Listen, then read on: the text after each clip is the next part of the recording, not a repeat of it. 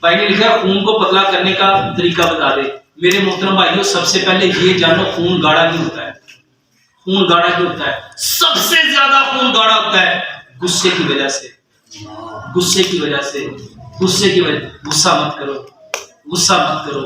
اور دوسری بات خون گاڑھا ہوتا ہے میرے محترم بھائیوں جب آپ کوکنگ آئل وہ استعمال کرتے ہو جو جمتے ہیں.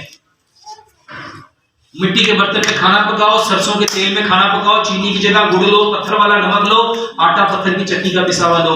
اور خون کو پتلا کرنے کا بہترین علاج میرے محترم بھائیوں ادرک لہسن پودینہ اناردانہ اس کی چٹنی بناؤ.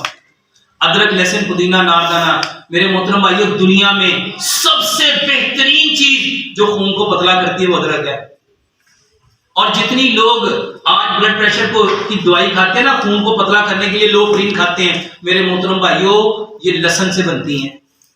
یہ لہسن سے بنتی ہیں.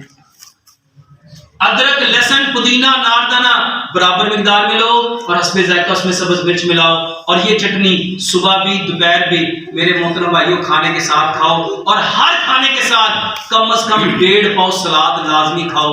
انشاءاللہ الرحمن آپ کا خون پتلا ہو جائے گا. اللہ سے دعا کرتے ہیں اللہ سبحانہ وتعالیٰ میں 100% قرآن اور حدیث کے مطابق اپنی زندگی کو گزارنے کی توفیق عطا فرمائے. سبحانک اللہم و بحمدک اشہد ان لا الہ الا انت استغفرک و اتوب الیک.